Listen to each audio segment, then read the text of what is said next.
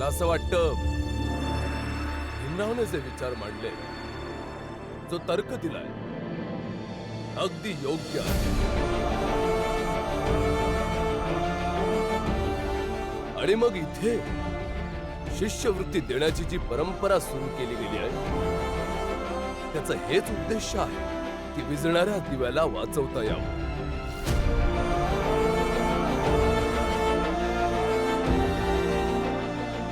म्हणूनच प्रतियोगितेच्या या भागाचा विजेता भीमराव आहे.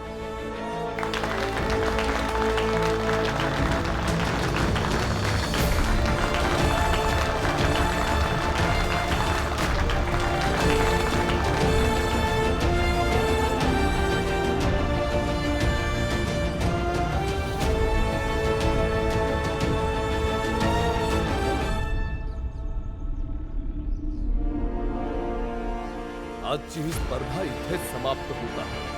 स्पर्धेचा पुढचा भाग उद्या सकाळी सुरू होईल. उद्याच्या स्पर्धेमध्ये तुम्हा दोघांच्या पुस्तकी ज्ञानाची परीक्षा होईल.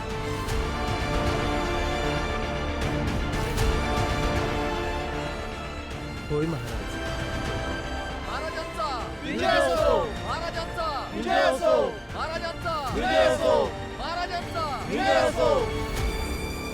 माझ्या सासूरवाडीतून एक माणूस चांगली बातमी घेऊन आला होता आणि मला लक्ष्मी सोबत अचानक जावं लागलं. म्हणून घाई गडबडीत मी कुणाला सांगू नाही शकलो. 2-4 दिवसात परत येऊ आम्ही. तोपर्यंत सगळे काळजी घ्या. आणि भीम, तू तुझ्या स्पर्धेवर लक्ष केंद्रित कर आणि विजयी हो. कारण जेव्हा मी परत येईन तेव्हा तुला कॉलेजात जाताना बघेन. आनंद.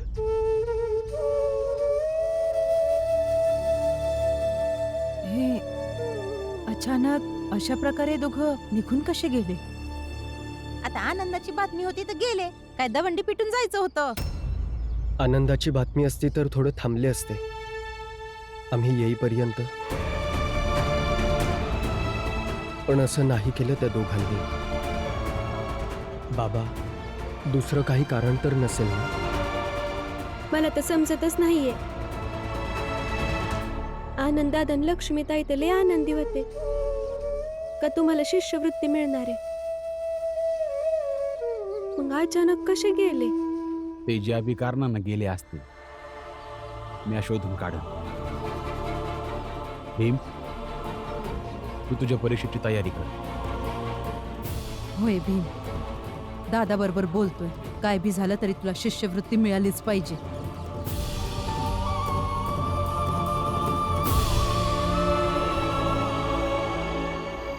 निकुंज. हो.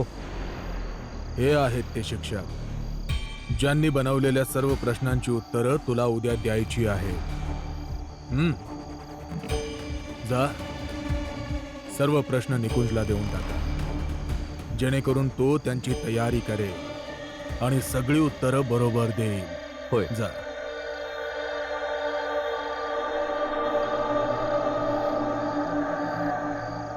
हे सगळे तेच प्रश्न आहेत जे तुला उद्या विचारले जातील. हे ठेव जवळ. आणि सगळे प्रश्न व्यवस्थित रटून घे, जेणेकरून तुझा एकही अंक कमी झाला नाही पाहिजे. कळलं? अहो, मला ह्या प्रश्नांची गरज नाहीये. मी खूप मन लावून अभ्यास केला. मी ह्या सगळ्या प्रश्नांची उत्तरं तर एका फटक्यात देईन.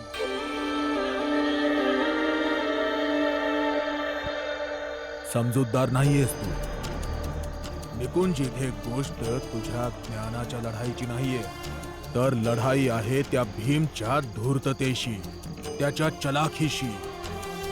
तू आज पाहिलं नाहीस का की कसं त्याने आज आपल्या वाक्पटुतेनं तुला कमकुवत सिद्ध करून टाकलं. आणि जर उद्याही तू कमकुवत सिद्ध झालास ना, तर या प्रतियोगितेतून बाहेर होशील. आणि आम्हाला हरणं कोणत्याही परिस्थितीत आवडणार नाही. हे जवळ ठेव आणि तयारी कर.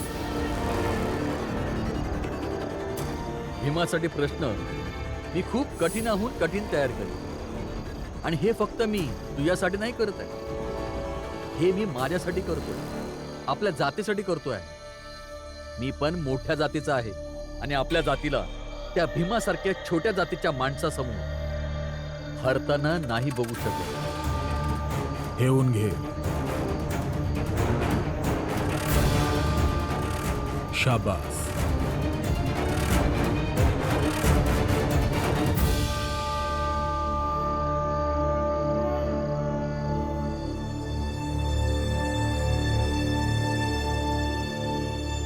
ज्यों तिल माही तेल है, ज्यों चकमक में आग, तेरा साईं तुझ में ही जाग सके तो जाग.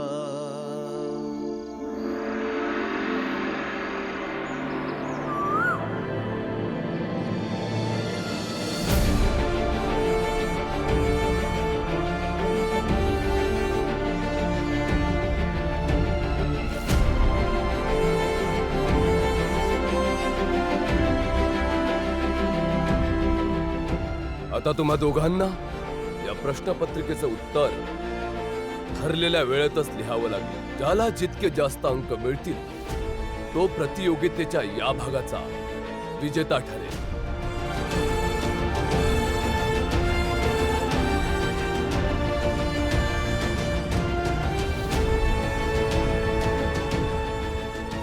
वेळ सुरू होते.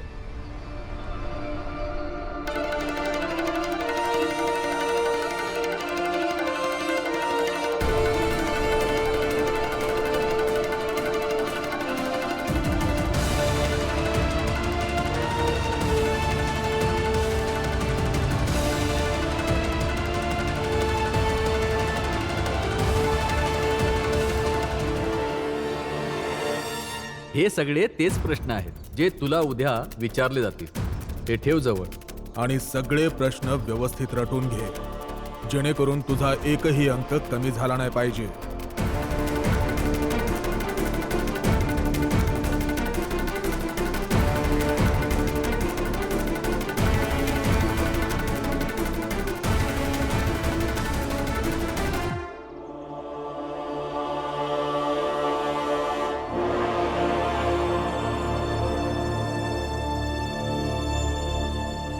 वेळ संपली.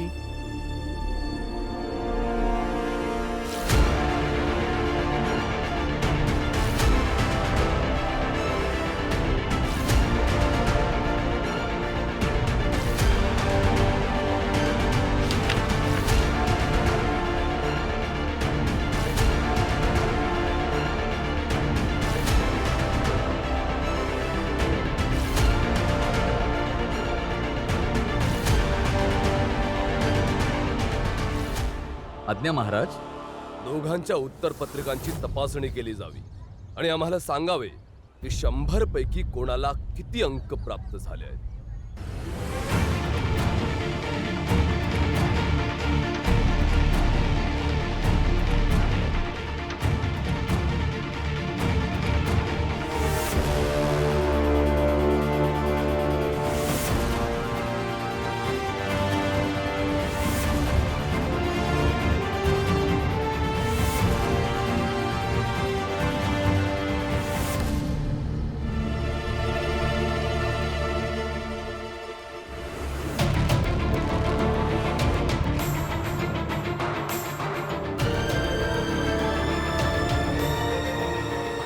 महाराज, दोघांच्या उत्तरपत्रिकांची तपासणी केली गेली आहे. दोघांपैकी एकाला पैकीच्या पैकी म्हणजे 100 पैकी 100 मार्क मिळाले आहेत.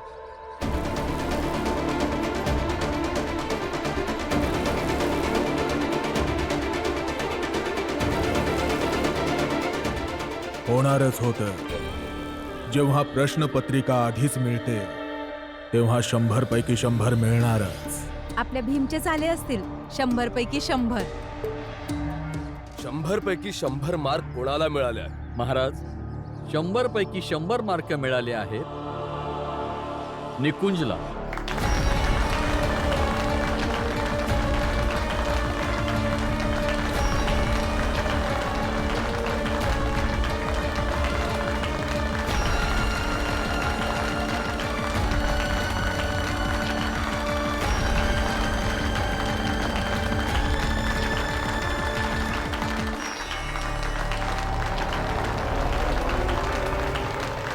आणि भीमरावाला मिळाले आहेत 98.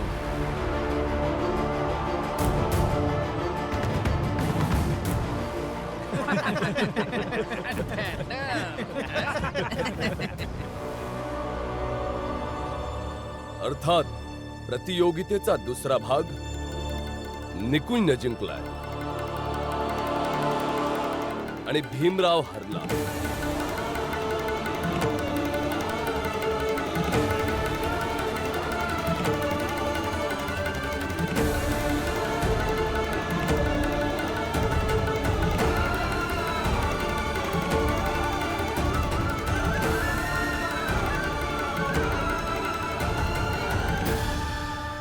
प्रतियोगितेचा एक भाग भीमरावने जिंकलाय आणि एक भाग निकुंजने जिंकलाय.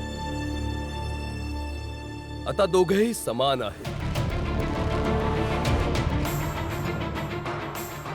आता प्रतियोगितेचा शेवटचा आणि निर्णायक भाग उद्या सकाळी होईल आणि तुम्ही सगळे या दरबारात उद्या सकाळी सूर्योदयाच्या आत या.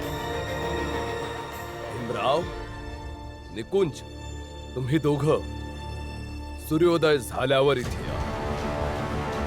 होय महाराज. होय महाराज. पण महाराज, शेवटच्या पायरीत काय होणार आहे? प्रचंड देव, काही होऊ शकतं. तुम्ही दोघे तयार राहा आणि हो, लक्षात ठेवा, तुम्हा दोघांना वेगवेगळं आणि एकट्याने यायचंय. पुन्हा बरोबर यायचं नाहीये.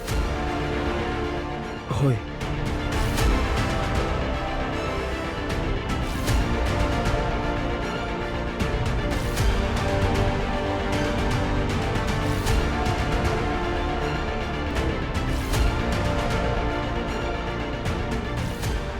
अशी कोणती परीक्षा असेल उद्या?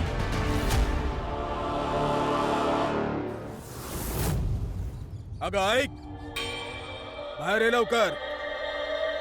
लवकर ये, लवकर. काय झालं? अगं इथे इथे. ह्याला भेट. हा आहे निकुंज. तुला माहित आहे याने काय कमाल केलीये? याने आम्हा उच्च जातीच्यांचं नाव उज्ज्वल केलंय. विचार कसं? कसं? याने परीक्षेत 100 पैकी 100 अंक प्राप्त केले. कमाल आहे ना?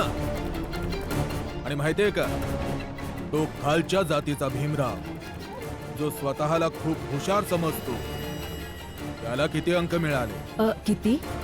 फक्त 98. याचं अभिनंदन कर आणि जाऊन चांगला स्वयंपाक कर. याने 100 पैकी 100 अंक मिळवल्याच्या आनंदात आपण सगळे एकत्र जेवू. जा. हो, आत्ता तयार करून आणते. परंतु तुम्ही अभिनंदन नाही केलं माझं. अगदी बरोबर बोलला. अभिनंदन कर याचं. चल. तुमचं अभिनंदन का नाही केलं? मी तुमचं अभिनंदन नाही केलं कारण की तुम्ही अभिनंदनास पात्र नाही. अभिनंदनास पात्र आहे भीमराव. का? काय वायफळ बडबडतेस तू? मी वायफळ नाही बडबडत आहे. मी खरं तेच बोलते आहे.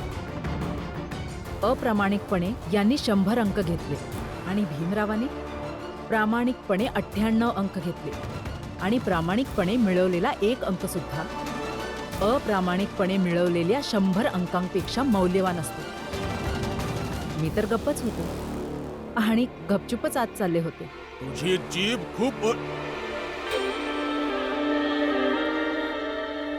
वळवळायला लागलीये. तुला अद्दल तर घडवावीच लागेल. अहो, काय करताय तुम्ही? सोडा, सोडा मला. नका मारू मला. मारू नका, मारू नका.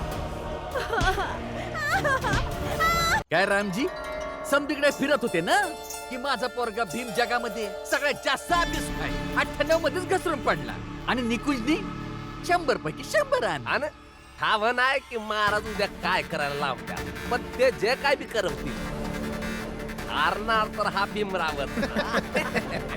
सगळ्यांनी ऐका, उद्या संध्याकाळचं जेवण समध्यास नाही माझ्यातर्फे.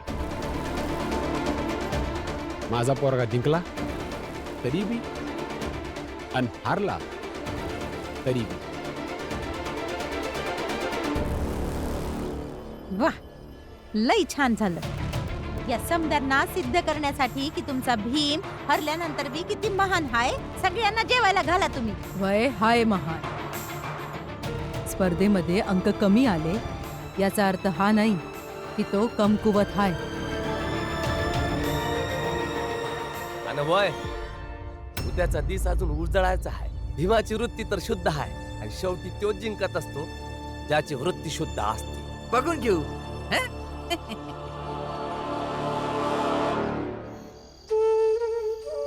ऐकलं तुम्ही? आज पुरंजन काका बरोबर बोलले. ज्याची वृत्ती शुद्ध असेल तोच जिंकन. तुमच्यापेक्षा चांगली वृत्ती कुणाची असू शकते का? जो फक्त स्वतःपुरतं नाही पण समद्या समाजाचा विचार करतो. माहित नाही रमा.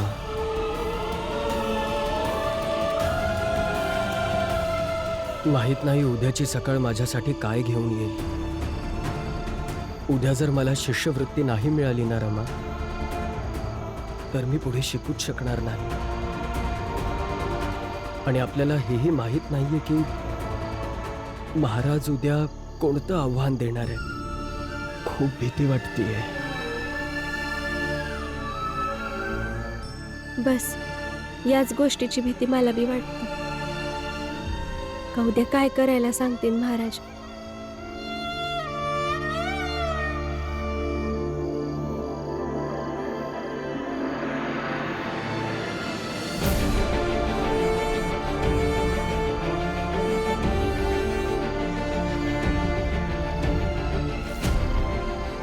सेवक, वय महाराज. बडोदा राज्याची आम्हास न्यायपुस्तिका आणून द्या. जशी आज्ञा महाराज.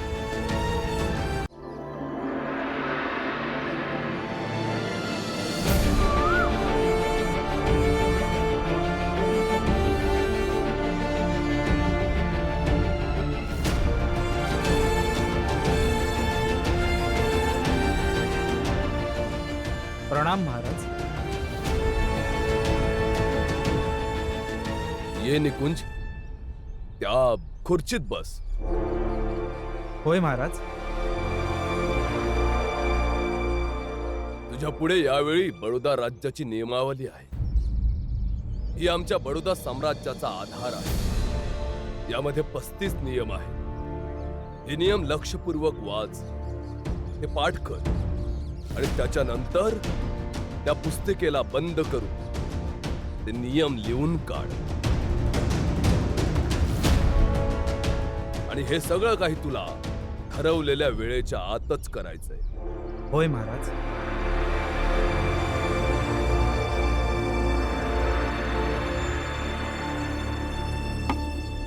आता या स्पर्धेची वेळ सुरू होत आहे.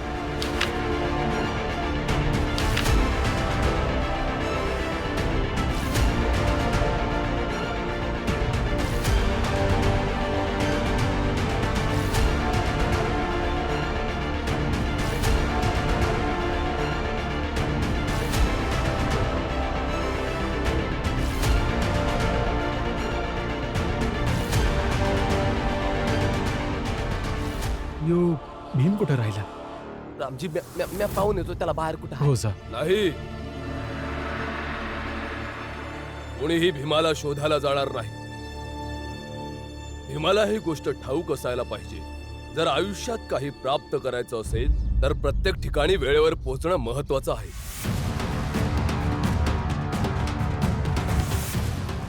अरे, जो माणूस वक्तशीरपणे वागत नसेल तो आयुष्यात काय करू शकेल?